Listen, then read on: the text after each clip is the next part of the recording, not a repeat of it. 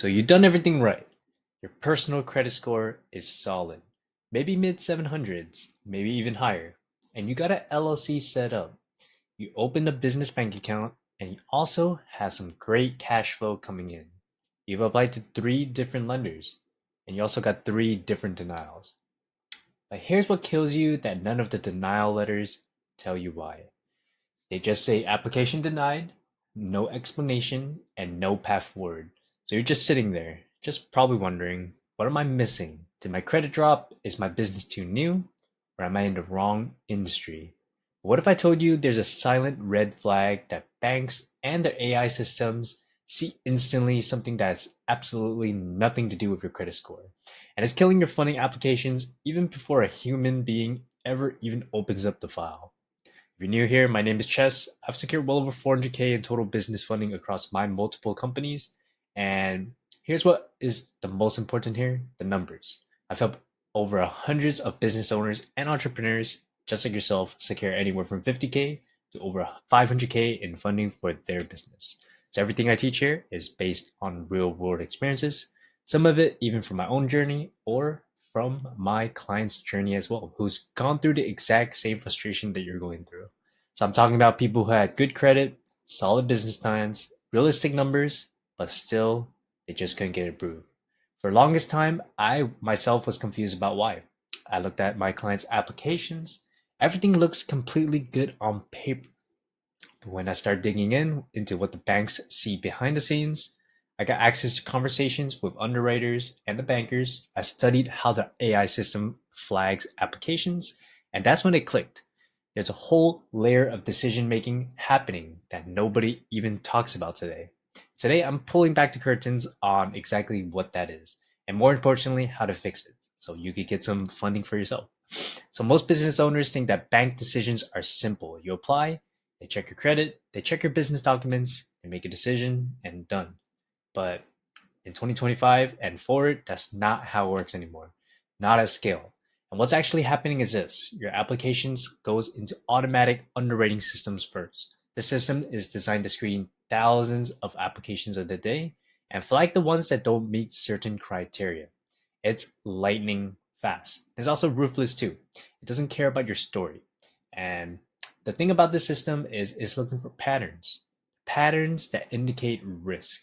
And these risk patterns, they show up in places that you probably never even thought to check. They're not on your personal credit report. Your credit score could be over 750, and you never even know these red flags even existed. So they don't show up in your denial letters because banks don't know how to explain them, or they don't even have to explain them. They're just silent signals, digital smoke alarms going off in the system that you can't even see.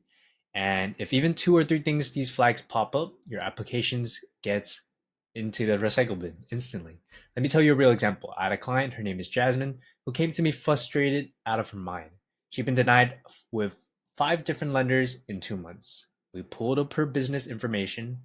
Her LLC was registered in California. Okay. Her business bank account, I believe it was listed in a different address. Her DUNS number showed yet another address as well. And her business phone number on her website was also different from what was on her LLC paperwork. These small inconsistencies got her there. Easily explainable, but maybe she moved. Maybe she updated one thing and forgot about the others. But here's what the banks see: inconsistency equals risk. And when your business information doesn't match across all the platforms, it looks like either fraud or at minimum, extreme disorganization.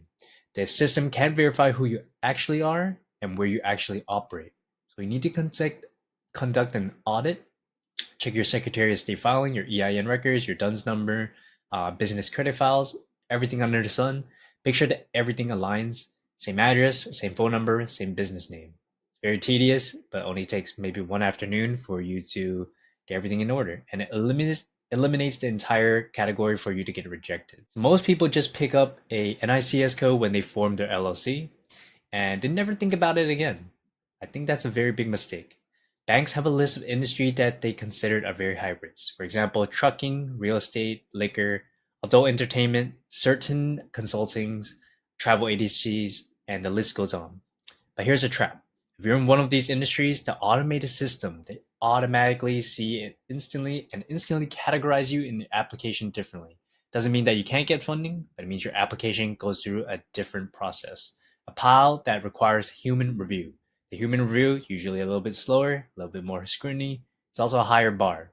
Here's the crazy part though, sometimes you don't even know what your business is classified as high risk. A lot of online business owners put consulting as their NICS code because it seems like a general enough. So since a lot of people have been using the consulting field, it's been charged off a lot recently, so banks know what's going on. So go look up your NICS code. If it's in a high risk category, you have options. One, you could reclass it to something a little bit more neutral. If your business actually fits multiple categories, choose one that isn't flagged. Two, you could be prepared for extra scrutiny and have your documents spotless. And three, you can target lenders who specializes in your industry. This one blows people's mind when I tell them. So UCC filings are public records that show if someone has a lien against your business's assets. Most people never check if they have a UCC filing. They assume they don't. But sometimes you do, and you don't even know why. Maybe an old supplier filed one from you. Maybe a previous vendor flagged a payment dispute. Maybe you co-signed something years ago and the filing never got cleared. It's sitting out there in the public record, and banks see it instantly. And here's what happens: the underwriting system pulls your UCC filing, if there are any, especially the recent ones, or ones that hasn't even been officially released. And the system flags you as a liability. Your application loses points, maybe just enough points to push it below the approval threshold. So pull your UCC filing yourself, go to your Secretary of State website, search under your business name and your personal name, and if you find any, track down the filer and get it released or amended. Yes, it does take work, but I'll tell you what, super worth it. Let's say your personal credit score is around 740. That's good, right? But your business credit profile is non existent. And this is going to be one of the biggest silent red flags because so many new business owners don't know that business credit is even a thing. Your personal credit and your business credit is completely separate. And banks care about both. If you have no business credit history, the system sees a business with no track record, no payment history, no vendors willing to work with you, and that's a risk. But here's where it gets worse. Some people do have business credit, but it's super thin. Maybe they have one vendor relationship or one on time payment, and that's not enough to create confidence. Banks, they want to see consistent payment behavior over time with multiple vendors across multiple months. So building business credit it does take time, just like your personal credit, and most people they don't even start until after they've already been denied once or twice. And by then, you already lost the momentum. So to fix, have one, the long-term play, which is start building your business credit now. Get net 30 vendor accounts, companies that will let you buy on credit and report your payment behavior to business credit bureaus. Pay every single invoice on time. And I would do this for 6 to 12 months before you even apply for funding. This doesn't make you fundable instantly, but it eliminates a massive red flag. In my fix two, this might help you out a little bit more if you're already established business owner with cash to invest back into your business. There's a faster method to this. You can install a 25K to 150K plus in trade lines. These are business credit cards that report instantly and show immediate credibility to lenders. You can also backdate this too. And this works especially well if your business has age behind it. It's like jump starting your business credit profile instead of building it from scratch. And here's the key difference. Option one, it takes patience, but it costs almost nothing. Option two, it does cost money up front, but it shows results on your credit profile almost immediately. Which one works for you depends on your timeline and your capital situation. So if you do need help structuring either approaches, figuring out which vendors to target, set up trade lines correctly, or build a complete business credit plan, links are in the description below. So here's something I found that most founders don't realize. Banks are checking to see if your business actually exists. And this sounds crazy, right? But it's true. They're Googling your business, they're checking if you have a professional business listing as well. They're looking for reviews, to seeing if you have an actual legitimate phone number, not just your personal number. They're also checking if your business shows up in directories like the 401. If your business is invisible online, if someone can't find any trace of you except your LLC filing and your bank account. The system sees you as a risk signal. Either your business isn't real, or it's so small and disorganized it probably won't succeed anyways. And I had another client who was running a legitimate digital marketing agency, good cash flow, clean books, but he never set up a business Google listing. His website was mediocre. He didn't have a dedicated business phone number as well. He was just using his personal cell phone. So when he applied for funding, he got denied. The underwriting system couldn't verify that this was real, established business. So make your business look real and professional. Get a Google business profile set up and optimized, at least the minimum. Get a professional website. Doesn't have to be fancy, but it has to exist and look legitimate. So get a dedicated business phone line. Get a listed in relevant business directory as well. Ideally, get some online reviews or testimonies showing. These things don't just help with bank approvals, they also help with your clients and customers too. And here's the thing about silent red flags, they don't work in isolation. One red flag, the system might flag it, but you could still get approved if everything looks good. Two red flags, you're already at a higher risk. The system bumps you down the approval ladder. If you have three or more, you're almost certainly going to get denied before even someone looks at your file. And for example, this is what Jasmine got denied by 5 lenders. She had mismatched address, that's going to be one. NICS code was a high risk. She also had an owed or undischarged UCC filing from a supplier dispute. She also had minimum business credit. She only had one vendor account. And also, last, a weak online presence with no Google listing or phone number. In total, that's 5 red flags. That's not a funding denial. That's a system saying this application is high risk across the whole board. Once we fix all 5 of those things over the course of about 6 weeks, everything changed for her. She reapplied to the same lenders who denied her. 3 out of 4 approved her.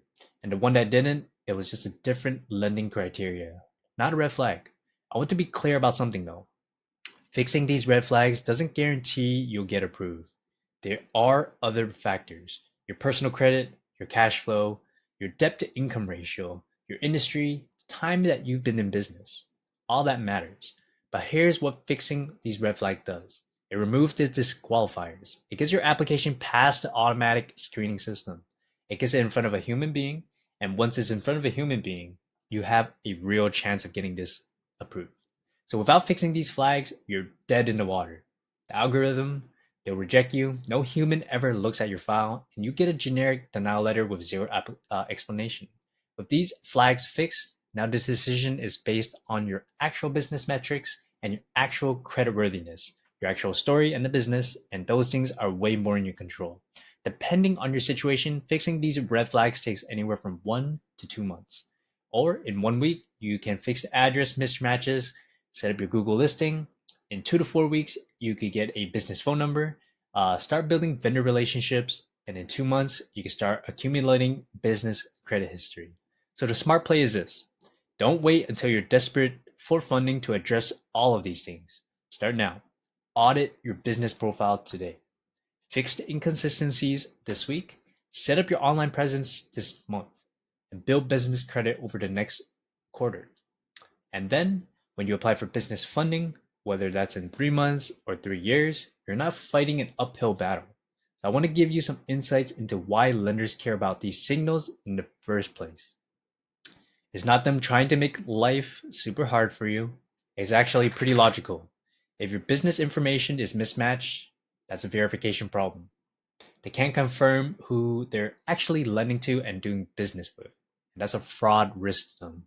If your NICS code is high risk, they've already run the math and determined that the businesses in this certain category have higher default rates and are adjusting the risk model too. If you have an unexplained UCC filing, that's a concrete signal that you have had payment issues or disputes before. And if you have no business credit history at all, man, there's no data to assess your creditworthiness as a business owner. So they don't know if you're paying vendors on time or you're just blowing things off. So if your business doesn't exist online, they genuinely cannot verify it's real. These aren't I got yous. They're just legitimate risk assessment tools.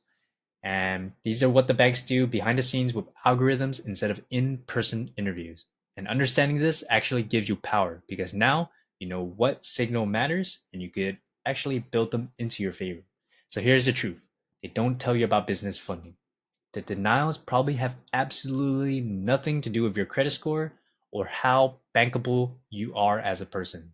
They have everything to do with signals, silent, invisible signals that you can actually fix these. So most business owners never figure this out, and they keep applying to lenders. They keep getting denied, they eventually give up and think funding just isn't for them, and they give up on their dreams. But funding is out there, and hundreds of thousands of dollars in funding is available. The banks aren't trying to hide them from you.